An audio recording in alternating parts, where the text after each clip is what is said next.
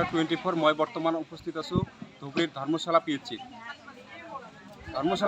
কৰ্মচাৰীসকলে যিসকল ঠিকাভিত্তিক কৰ্মচাৰী আছে NHMM যিসকল কৰ্মচাৰী আছে এখেতসকলে স্বাস্থ্যকেন্দ্ৰ এৰি ধৰ্ণা কাৰ্যসূচীত অৱতীৰ্ণ হৈছে। এখেতসকল আমাৰ ইয়াতে উপস্থিত আছে। আমি অকলে অকলে তাৰ লগত কথা পাতিব বিচাৰিম। হয়, কি ক'ব আজি কিয় স্বাস্থ্যকেন্দ্ৰ এৰি ইয়াতে ধৰ্ণা বহিব লগা হৈছে? আজি ইয়াত ধৰ্ণা বহাৰ কাৰণ আপোনালোকে গম পাইছে, কালিৰ পৰা আমাৰ ধৰ্ণা চলি আছে। আমি আশা কৰোঁ আমাৰ আৰু নেক্সট যাতে ধৰ্ণা We want justice. We want justice. We want justice. আমাক সমকামৰ সমাধান প্ৰদান কৰিব লাগিবই। আমাক সমকামৰ সমাধান প্ৰদান কৰিব লাগিবই।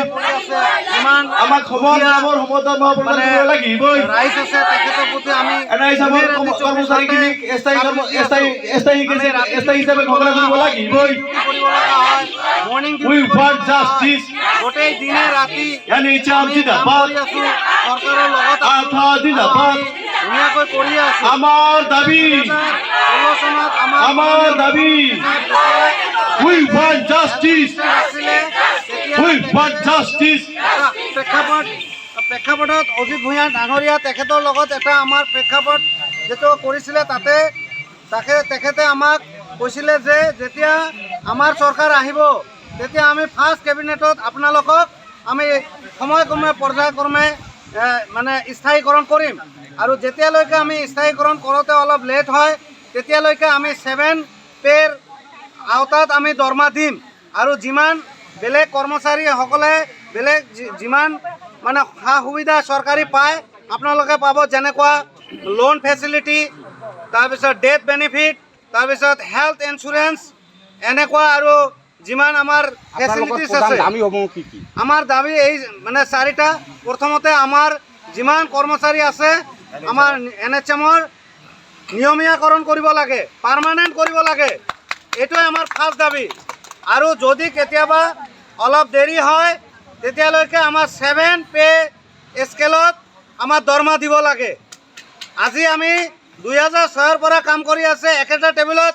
কিছুমানে 20,000ৰ পৰা 25,000 টকা দৰমহা লৈ আমি কাম কৰি আছোঁ আৰু কিছুমানে 70ৰ পৰা 1 লাখ টকা দৰমহা কৰি আছোঁ, দৰমহা লাভ কৰি আছে।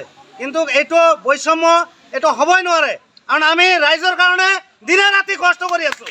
আমি ৰাইজৰ কাৰণে দিনে ৰাতি আপোনালোকে হস্পিটেল আহি চাওক, ডেলিভাৰী 24/7 আমাৰ ধৰ্মশালা ডেলিভাৰী হৈ আছে। যেতিয়া আহে তেতিয়া ডক্টৰ পাব, চিষ্টাৰ পাব, আমাৰ টেকনিচিয়ান পাব, লেবৰেটৰী টেকনিচিয়ান পাব, ফাৰ্মাচিষ্ট পাব। এখেতে যদি দিনে ৰাতি কৰ্ম কৰি আছে, বেলেগ কিছুমান কৰ্মচাৰীয়ে 6 ঘণ্টা 8 ঘণ্টা ডিউটি কৰি ৰাতি টোপনি মাৰে আৰু আমি ছাৰ্ভিচ ৰাতি দিব লাগে, কিন্তু দৰমহা আমাৰ ইমান নগণ্য। গতিকে আমাৰ CM ছাৰৰ প্ৰতি আমাৰ কাতৰ আহ্বান, তেখেতে ইমান ডাইনামিক, ইমান নৰ্থ ইষ্টৰ ভিতৰত, দেশৰ ভিতৰত তেখেতৰ নাম প্ৰশংসা উজ্জ্বলা আমি ক'ব শেষ কৰিব নোৱাৰি। তেখেতে মন কৰিলে 5 মিনিটত কেবিনেটত সিদ্ধান্ত লৈ আমাৰ এই যিখিনি কৰ্মচাৰী আছে একেদিনাই পাৰ্মানেণ্ট কৰিব লাগে, কৰিব পাৰে। আৰু যেতিয়ালৈকে বিধানসভাত যিহেতু অধিৱেশন চলি আছে এই ক্ষেত্ৰত কি ক'ব? আমি এইখিনিয়ে আবেদন কৰি আছোঁ। বিধানসভাত যেনেকুৱা যেতিয়া মানে অধিৱেশন আপোনালোকে জানে চলি আছে, আমি বিচাৰি আছোঁ এই বিধানসভাতে আমাৰ দাবীখিনি মানি লৈ আমাক সন্তুষ্ট কৰে। আমি কালিৰ পৰা পৰহিৰ পৰা যাতে নৰ্মেল ডিউটি যেনেকুৱা আগৰ পৰা কৰি আছোঁ এইখিনি ডিউটি আমি যাতে কৰি ৰাইজৰ কাৰণে সেৱা কৰিব পাৰোঁ, এইখিনি আমাৰ দাবী আৰু আহ্বান চৰকাৰৰ প্ৰতি। আমাৰ মাননীয় CM ছাৰ, হেল্থ মিনিষ্টাৰ, তেখেতৰ প্ৰতি আমাৰ আবেদন কঠোৰভাৱে অনুৰোধ জনাইছোঁ। আপোনালোকে চাওক, কিছুমান বাইদেউ ইয়াত বহি আছে, চুলি পকি গৈছে, কিছুমানৰ 6 মাহ আছে বয়স, চাকৰিৰ কাৰ্যকাল কিছুমানৰ 1 বছৰ আছে। এখেতে কালি ৰিটায়াৰ্ড হ'লে কালি কি লৈ যাব ঘৰত? এখেতে কালি বাচ্চাক কি খুৱাব? এখেতে কি ল'ৰা ছোৱালীক বিয়া দিব? এখেতে কাপোৰ কানি কি কৰিব? এজন মানুহে কিছুমান পেণ্টালুঞ্চত গৈ কাপোৰ কিনিব পাৰে, আমি সাধাৰণতে ফুটপাথৰ কাপোৰ কিনিব নোৱাৰিম নেকি? আমাকতো এইখিনি সুবিধা দিব লাগে। চৰকাৰে এইখিনি যদি আমাক দিয়ে আমি কেনেকৈ ছাৰ্ভিচ দিম? আমাৰো প্ৰেছাৰ হ'ব, আমাৰো ডায়েবেটিছ হ'ব, আমি বেলেগ হস্পিটেলত গৈ কেনেকৈ মানে আমাৰ মানে স্বাস্থ্যৰ কাৰণে আমি চিন্তা কৰিম? আমাৰ আজি বেমাৰ হৈ গ'লে, আমাৰ আজি ৰোড এক্সিডেণ্ট হ'লে আমাৰ এই পৰিয়ালটোক কোনে চাব? আমাৰ মা দেউতাক কোনে চাব? আমাৰ বৃদ্ধ মা দেউতাক কোনে চাব? আমাৰ দেউতা বেমাৰ হ'লে কোনে চাব আজি আমাৰ কোনো পেনশ্যন ফেচিলিটি নাই আমাৰ কোনো আজি লোনৰ ফেচিলিটি নাই আমাৰ কোনো হেল্থৰ স্কিমৰ ফেচিলিটি নাই আমাৰ কোনো ডেথ বেনিফিট নাই আজি আমি কালি যদি চাকৰি যায় এই বাইদেউসকলে কি কৰিব এই বাইদেউসকলে কালি ঘৰত কি লৈ যাব এইটালৈকে আপোনালোকে চাওক আপোনালোকে বিবেচনা কৰক আমালোকৰ যিমান মিনিষ্টাৰ মন্ত্ৰী আমাৰ CM ছাৰ আছে আমাৰ যিমান MLA আছে সবে একেলগে এইখিনি কাম যাতে একেলগে বহি সিদ্ধান্ত লয় তেতিয়াৰ পৰা যেতিয়া সিদ্ধান্ত ল'ব তেতিয়াৰ পৰা যাতে আমাক বহিব নালাগে এইখিনি আমি আশা কৰি আমি যাতে কালি বহিব নালাগে এনেকুৱা আশা কৰি আমি ইয়াত প্ৰতিবাদত বহিছোঁ আপোনালোকক জনাইছোঁ দেখা গৈছে NMHNHMৰ যিসকল কৰ্মচাৰী ঠিকাভিত্তিক কৰ্মচাৰীসকলে আজি স্বাস্থ্যকেন্দ্ৰ এৰি ধৰ্ণা কাৰ্যসূচীত বহিব লগা হৈছে আমাৰ ইয়াত আৰু বাইদেউসকল উপস্থিত আছে আমি বাইদেউসকলৰ পৰা কিছু কথা জানিব বিচাৰিম হয় বাইদেউ কি ক'ব আজি ধৰ্ণাত বহিছে কি ক'ব